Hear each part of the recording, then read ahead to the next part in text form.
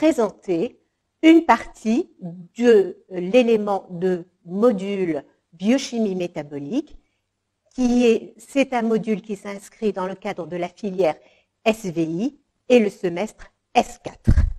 Alors, le métabolisme, comme nous l'avons déjà vu, il englobe les réactions des glucides, acides aminés que nous avons déjà vus, et aujourd'hui, nous allons parler du métabolisme des lipides. Alors, quel est l'objectif? Notre objectif est de déterminer ce que sont les lipides. Où se localisent-elles? Quel est leur rôle? Comment les acides gras sont-ils dégradés dans l'organisme? Et comment les acides gras sont-ils synthétisés dans l'organisme? Pour atteindre notre objectif, nous allons essayer de parler de chacune de ces parties. Alors, les lipides représentent un des groupes indispensables à la vie des cellules. Et parmi ces groupes, nous avons vu, il y a les glucides, les protéines et donc les acides aminés, et les lipides. Les lipides, où est-ce qu'on les trouve? On les trouve dans la nature, sous forme des huiles et du beurre aussi. Ils peuvent être subdivisés en 3 sous-groupes. Les triglycérides. Alors, ces triglycérides sont des réserves très importantes d'énergie, des isolants thermiques, des amortisseurs. Alors, pourquoi triglycérides? Parce qu'ils sont constitués de 3 chaînes d'acides gras et d'une molécule de glycérol. Le deuxième groupe, ce sont les phospholipides. Les phospholipides, nous les trouvons essentiellement dans les membranes cellulaires. Leur structure, ils sont constitués de 2 chaînes d'acides gras, comme celle-ci, du glycérol, comme celui-là, et d'un groupe phosphate. Les stéroïdes, cholestérol, qui nous donnera les hormones telles que les testostérones et les oestrogènes. Quel est l'organe le plus important dans le métabolisme des lipides? Ce sera essentiellement le foie. C'est le siège de la bêta-oxydation que nous allons développer au cours de cette présentation. C'est quoi la bêta-oxydation? C'est la dégradation des acides gras en acétylcoenzyme A. Puis, conversion de l'acétylcoenzyme A en excès, en corps cétonique et libération pour les tissus. Stockage des lipides, formation des lipoprotéines, synthèse du cholestérol. Donc, le foie joue un rôle très important dans le métabolisme des lipides. Nous, dans cette partie, nous allons essentiellement axer notre travail sur les triglycérides. Donc, les triglycérides, comme je l'ai dit tout à l'heure, ce sont des molécules constituées de glycérol et de 3 chaînes d'acides gras. Voici la formule du glycérol, et la formule des acides gras. Et vous constatez que les acides gras sont constitués d'une fonction carboxylique et d'une chaîne carbonée avec des hydrogènes. Alors, le catabolisme de ces acides gras, et nous allons essentiellement parler de la bêta-oxydation, et nous allons essayer d'expliquer c'est quoi la bêta-oxydation. Donc, les acides gras proviennent du tissu adipeux blanc. Ils sont stockés dans les vacuoles des adipocytes sous forme de triglycérides. Ces acides gras comportent, comme nous l'avons vu, une fonction carboxylique et une longue chaîne carbonée linéaire. Alors, ces acides gras peuvent être constitués de 4 à 36 atomes de carbone. Ce nombre est dans la majorité des cas pair. Ramadan, Inch'Allah, est le mois qui va arriver. Et donc, en période de jeûne, le corps a des besoins énergétiques. Les triglycérides sont dégradés en acides gras et glycérol qui passent dans la circulation sanguine et vont vers les organes qui ont des besoins énergétiques importants, tels que le muscle, parce que on va continuer à travailler, et heureusement, et nos muscles et notre cœur travaillent. Donc, les acides gras sont là, ce sont des molécules très énergétiques. Donc voici le tissu adipeux où sont stockés les triglycérides. Vous voyez sur cette diapositive les acides gras dans les vacuoles. Et lorsqu'on a besoin d'énergie et il y a une action des hormones qui vont libérer qui vont agir sur les triglycérides et libérer dans la circulation sanguine les acides gras. Cette circulation sanguine va apporter ces acides gras au niveau du muscle, du cœur, de la cellule hépatique. Et ici, vous voyez la cellule qui est constituée des organites, mais l'organite la plus importante qui va nous intéresser, c'est la mitochondrie. Et donc, l'oxydation des acides gras va se dérouler dans les mitochondries à travers la bêta-oxydation. Alors, les étapes du catabolisme des acides gras. Premièrement, ça nécessite une réaction d'activation au niveau du cytoplasme et plus précisément la membrane externe de la mitochondrie. Donc, les acides gras arrivent au niveau du cytosol et ils sont dégradés dans la mitochondrie. Maintenant, nous allons voir comment ces acides gras vont être activés, solubilisés pour qu'ils puissent pénétrer à l'intérieur de la mitochondrie. Donc, activation des acides gras par le coenzyme A. Voici un acide gras. Le coenzyme ASH, en présence du coenzyme ASH, de l'énergie, nous allons avoir un acyladénylate.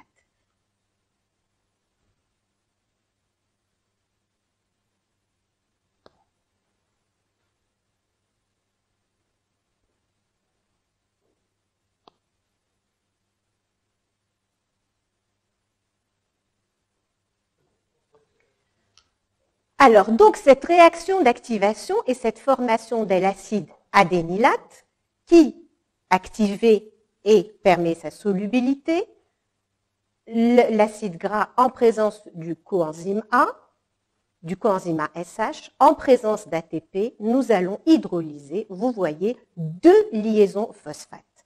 Et nous allons produire, en présence de l'acyle coenzyme A synthétase, un acyle-adénylate. Une fois que cet acyle-adénylate a été synthétisé, il va être transporté du cytoplasme vers la mitochondrie. Et qu'est-ce qui va permettre ce transfert? C'est ce qu'on va appeler une navette carnitine. Cette navette carnitine est une molécule qui possède une fonction carboxylique, une fonction amine et ici une fonction carboxylique, une fonction alcool et une amine quaternaire. Donc, vous voyez là, voici la carnitine, voici l'acyle-adénylate. Il va se fixer sur la fonction alcool et nous allons avoir un acyle-carnitine. L'acyle-carnitine transférase catalyse ceci. La bêta-oxydation ou hélice de Linén va se faire en 4 étapes. Donc, le transfert du coenzyme A intra-mitochondrial. L'acyle-carnitine plus le coenzyme A nous donne l'acyle-coenzyme A plus la carnitine. D'accord? Et une fois qu'il sera à l'intérieur, c'est passé à l'intérieur de la mitochondrie, il va y avoir 4 étapes mitochondriales. L'acyle-coenzyme A va subir une réaction d'oxydoréduction, dont le cofacteur c'est le FAD, une hydratation suivie d'une hydratation, suivie d'une oxydoréduction, puis une thiolyse. Ces 4 réactions vont se répéter. Et voilà, ce schéma nous permet de récapituler tout ce que nous avons vu. Nous avons l'acide gras qui va nous donner l'acyle-adénylate. Cet acyle-adénylate va être transporté par une carnitine. La carnitine ressort. On va, en présence d'un autre coenzyme ASH intramitochondrial, il va arriver, donc nous sommes dans la matrice mitochondriale. Cet acyle-coenzyme A subit une réaction d'oxydoréduction. Il va subir une oxydation, mais il va réduire le FAD qui nous donne FAD ici H2. Ensuite, cette molécule va subir une hydratation que nous avons vue, puis cette molécule va subir une réaction d'oxydoréduction, elle va s'oxyder une deuxième fois et réduire le NAD+, puis cette molécule va subir une réaction de thiolyse et on va casser la molécule, on va libérer l'acétyl-coenzyme A, puis un acyl coenzyme A qui sera amputé de 2 carbones. Le devenir de cet acétyl-coenzyme A va aller vers le cycle de Krebs et vous connaissez, nous avons déjà vu où il va être dégradé sous forme de CO2 et nous donner des molécules riches en énergie comme le NADH, le FADH2 et le GTP. Donc la dégradation des acides gras se fait par le mécanisme de la bêta-oxydation et nous allons voir pourquoi bêta-oxydation. Donc voilà pourquoi on appelle ça la bêta-oxydation. Donc ici, nous sommes sur les réactions chimiques, biochimiques plus exactement, et nous avons, voici une molécule d'acide gras saturé. Pourquoi saturé? Parce qu'il n'y a pas de double liaison à N atomes de carbone. Nous avons l'acyle coenzyme A synthétase que nous avons vu tout à l'heure, qui nous produit un acyle ici, et cette molécule-là va subir la réaction d'oxydation, et vous voyez pourquoi bêta, parce que ici nous avons la fonction carboxylique qu'il y avait avant, et ici vous avez le carbone alpha, ici vous avez le carbone bêta. Et vous voyez que c'est sur ce carbone-là que toutes les réactions vont s'opérer. Ici, une réaction d'oxydoréduction, on a éliminé un hydrogène d'ici, puis un hydrogène d'ici, nous avons créé une double liaison, puis cette molécule va subir une réaction d'hydratation, toujours sur cette liaison-là, et nous avons création d'une fonction alcool, puis cette molécule va de nouveau subir une réaction d'oxydoréduction avec le cofacteur NAD+, et on va obtenir NADH, et nous allons, vous voyez la fonction alcool se transforme en une fonction cétone. Il va y avoir une thiolyse ça veut dire une cassure de cette réaction, on va faire intervenir le coenzyme ASH et nous avons libéré une molécule d'acétyl-coenzyme A que nous avons vu tout à l'heure, dont son devenir, puisque nous sommes dans la matrice mitochondriale, va aller vers le cycle de Krebs pour nous donner de l'énergie. D'accord? On appelle ça hélice de, enfin, c'est Linén qui l'a mis en évidence, l'hélice de Linén, parce que toutes ces réactions vont se continuer jusqu'à ce que toute la molécule soit divisée en plusieurs molécules d'acétyl-coenzyme A. Nous allons prendre un exemple qui est l'exemple de l'acide gras, l'acide stéarique. L'acide stéarique, c'est une molécule qui est constituée de 18 atomes de carbone. Mais pourquoi 0? Parce qu'il n'y a aucune double liaison. Donc nous allons prendre cet exemple pour travailler sur le catabolisme de cette molécule. Alors, le bilan énergétique de l'oxydation de l'acide stéarique. L'acide stéarique est un acide gras à 18 atomes de carbone. C'est une molécule C18H36O2 qui n'a aucune double liaison. À chacun des tours de la bêta-oxydation, on récupère un acétyl-coenzyme A qui va aller vers le cycle de Krebs, un NADH qui va aller vers le mécanisme de la phosphorylation oxydative pour nous donner de l'énergie, un FADH2 qui lui aussi va aller vers la chaîne respiratoire pour s'oxyder au niveau de cette chaîne. Pour dégrader le stéaryle, donc la molécule à 18 atomes de carbone, il faut 8 tours de la bêta-oxydation, donc 8 tours de ceci, on va faire 8 tours, mais au final, nous allons, au 8e tour, nous allons libérer le 8e et le 9e acétyl-coenzyme A. Donc, un tour du cycle nous donne un acétyl-coenzyme A, nous donne une molécule de NADH, une molécule de FADH2. Mais nous allons faire 8 fois ce tour, donc nous aurons 8 fois cela. Donc, pour 8 tours de la bêta-oxydation, on obtient 9 acétylcoenzyme A, 8 NADH, 8 FADH2. Pour chacun des acétylcoenzymes A, nous avons dit qu'ils rentrent dans le cycle de Krebs. Et nous savons que dans le cycle de Krebs, il y a 3 réactions d'oxydoréduction qui vont nous donner 3 molécules de NADH, une autre réaction d'oxydoréduction qui va nous donner le FADH2 et une réaction qui va nous donner le GTP qui est l'équivalent d'une molécule d'ATP. Donc, par le mécanisme de la phosphorylation oxydative qui a lieu au niveau de la membrane de la mitochondrie, de la membrane interne de la mitochondrie, chacun des NADH va nous donner 3 ATP, chaque FADH2 va nous donner 2 ATP. Donc, pendant la phosphorylation oxydative, une molécule d'acétylcoenzyme A, on obtient 12 ATP. Le bilan global de la dégradation de l'acide stéarique donnera 108 ATP provenant de 9 acétylcoenzyme A. 100, pourquoi? Parce que nous avons vu, pourquoi 108? Nous avons 12 molécules d'ATP pour un acétylcoenzyme A. Si nous multiplions 9 par 12, ça nous donne 118. 24 ATP pour les 8, pourquoi 8 fois 3, 24, 16 ATP, 8 fois 2, 16. Soit au total, la dégradation de une molécule d'acide stéarique nous donne 148 molécules d'ATP. Mais il ne faut pas oublier que l'activation de l'acide gras a utilisé une molécule d'ATP, mais en réalité, cette molécule d'ATP, elle a consommé 2 liaisons phosphate, donc moins 2 ATP. Donc le bilan énergétique est de 100 final et de 148 molécules d'ATP.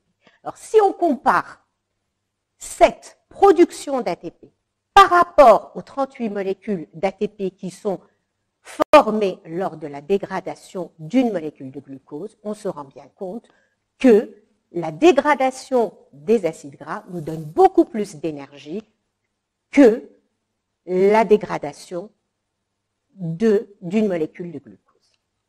Je vais vous parler dans l'élément de module de biochimie métabolique du métabolisme des lipides. Dans une précédente partie, nous avons parlé du catabolisme des lipides, la bêta-oxydation, et aujourd'hui, nous allons voir la biosynthèse des lipides, et plus exactement, la biosynthèse des acides gras.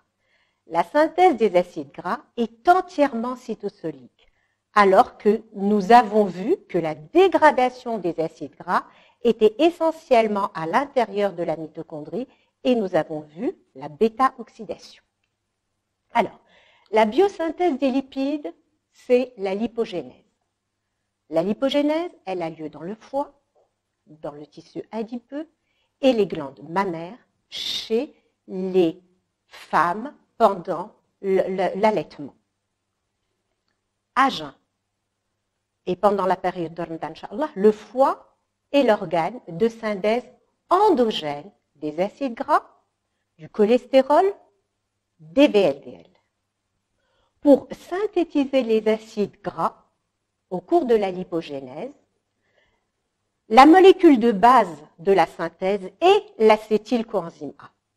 Donc, la molécule de base, on va utiliser l'acétylcoenzyme A pour produire tous les acides gras. Le produit terminal est l'acide palmitique, un composé à 16 atomes de carbone. Dans le schéma général de la synthèse des lipides, nous avons dit que l'élément de base était l'acétylcoenzyme A, un composé à 2 atomes de carbone que vous connaissez. Nous avons la voie malonique, c'est-à-dire qu'on va utiliser l'acétylcoenzyme A et le malonylcoenzyme A. Et le produit terminal, c'est un acide gras, un composé à 16 atomes de carbone et c'est un acide gras saturé, pas de double liaison. Il existe une autre voie, mais nous n'allons pas la développer dans cette présentation, qui conduit au cholestérol.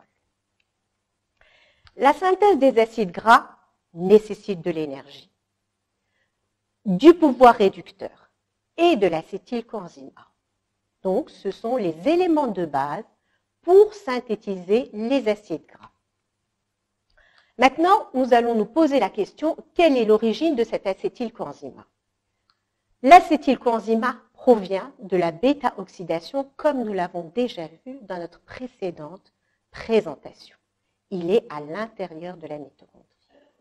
L'oxydation du pyruvate. Ce pyruvate, il provient de quoi? Il provient du catabolisme du glucose.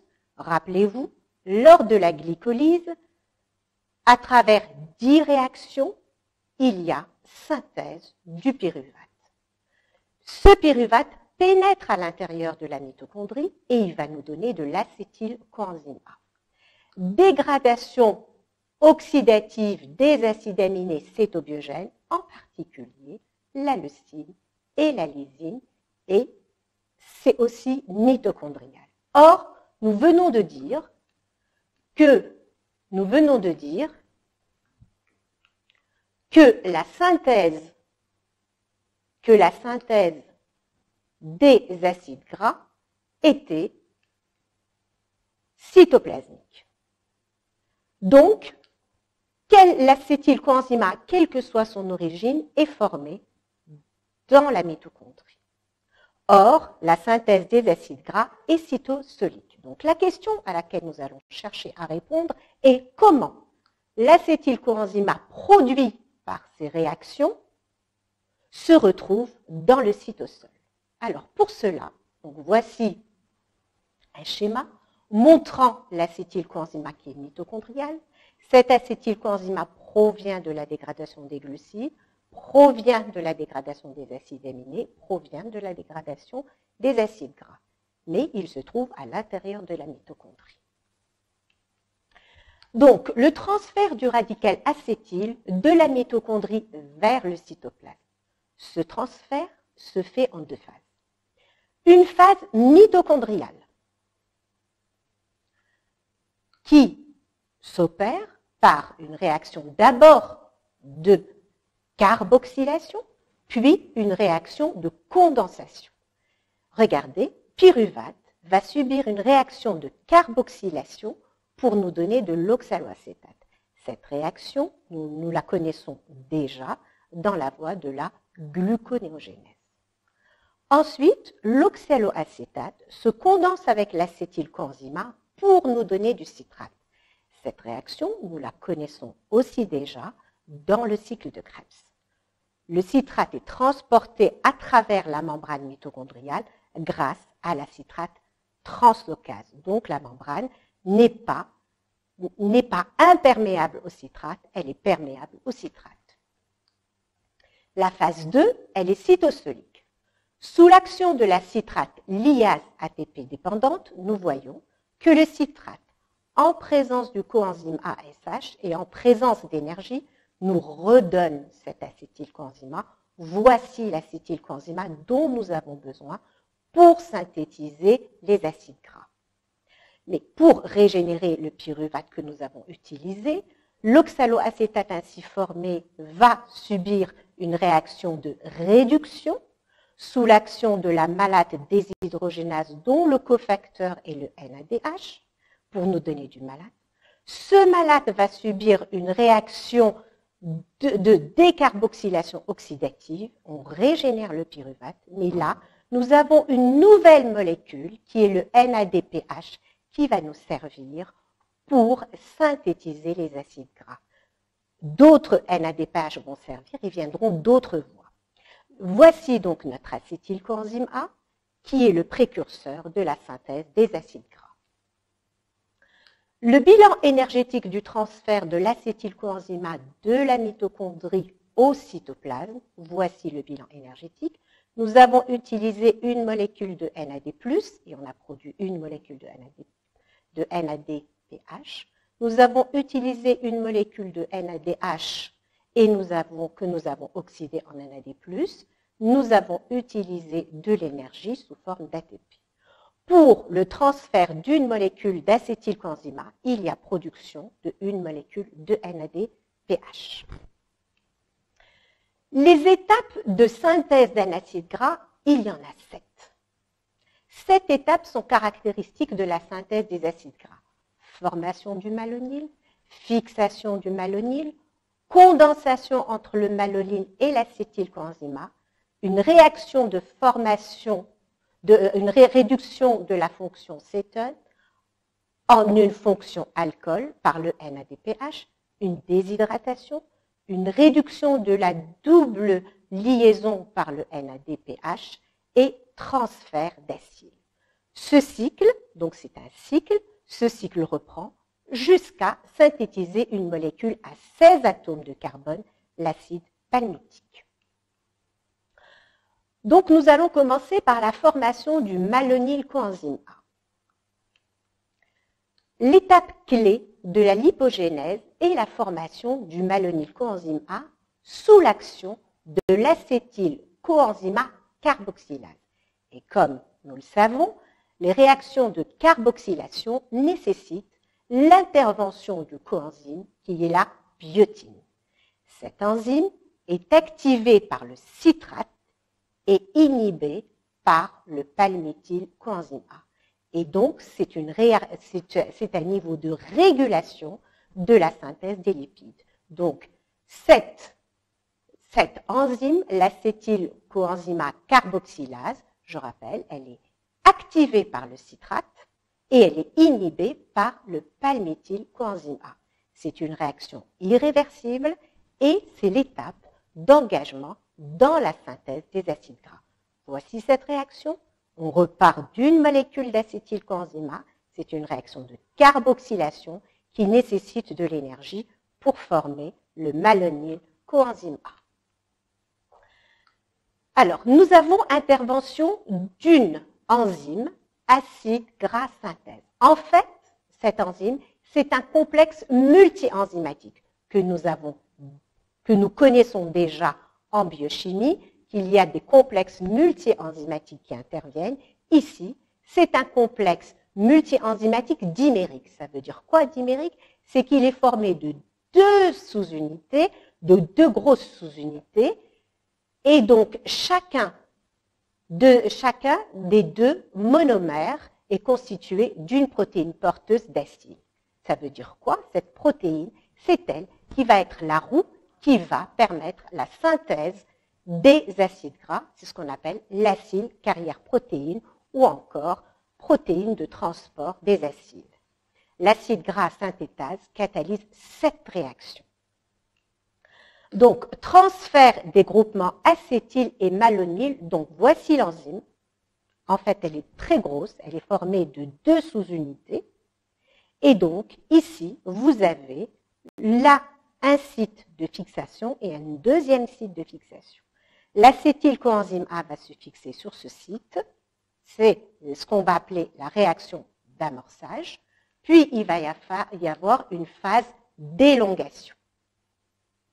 Fixation du malonyl sur le deuxième centre, qui est là. Voici le malonyl. Il va se fixer sur le deuxième centre, qui est là. Et il va libérer le coenzyme ASH. D'accord? Donc, première étape, c'est la fixation du malonyl que vous avez là. Ensuite, il va y avoir une réaction de condensation de l'acétyl sur le malonyl. Vous voyez ici, l'acétyl va se fixer par la fonction méthyle ici. Et lorsqu'il va y avoir, qu'est-ce qui va permettre cette réaction? C'est cette réaction de décarboxylation, hydrolyse de cette liaison, et nous avons du CO2 qui se dégage. Donc, étape 1, fixation du malonyl. Étape 2, condensation entre l'acétyl et le malonyl. Étape 3, réduction de cette fonction cétone. Voici la réduction de cette fonction cétonique. Par quoi? Par le NADPH qui va se transformer en NADP. Donc, ces deux hydrogènes vont être transférés ici et la fonction cétone s'est transformée en une fonction alcool. Ensuite, il va y avoir une réaction de déshydratation. Ici, on va enlever un hydrogène et là, la fonction alcool. D'accord? Il va y avoir une double liaison. Ensuite, il va y avoir une deuxième réaction de réduction sur cette double liaison. Et voici la réaction. Donc, c'est une réaction d'oxydoréduction. On va oxyder le NADPH et on va réduire cette double liaison. Transfert d'acyle. Donc, il va y avoir transfert d'acyle de là à là. Et on va libérer ce site. Donc, si nous voulons récapituler, un nouveau cycle d'allongement, fixation d'un malonyl ici, condensation entre l'acyle précédemment formé sur le malonyl, réaction de réduction, de déshydratation, de réduction et jusqu'à obtenir une chaîne composée de 16 atomes de carbone. Puis, une fois que c'est fini, il va y avoir une phase de libération en présence du coenzyme ASH, et ceci grâce à la palméthylthioestérase. Donc, on va libérer une molécule qui a fixé un coenzyme A. Au total, la biosynthèse d'une molécule d'acide palmitique nécessite une molécule d'acétylcoenzyme A, 7 molécules de malonyl provenant de 7 molécules d'acétylcoenzyme A.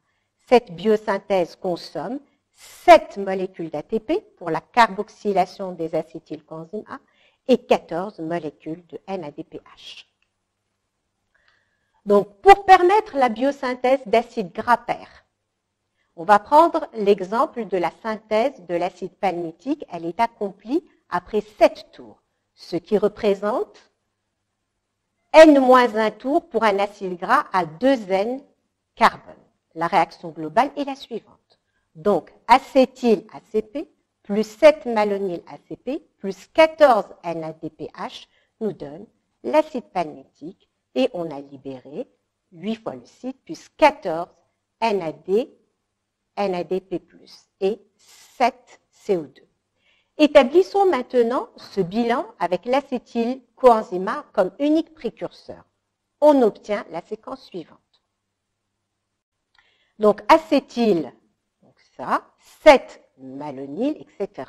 Donc, lorsque l'on additionne ces réactions, ci-dessous, on obtient 8 acétylcoenzyme A, 7 ATP, 14 NADPH, et on va former une molécule d'acide palmitique, le palmitate, et nous avons libéré 8 le coenzyme ASH, 7 ADP, 7 phosphate inorganique plus 14 NADP+.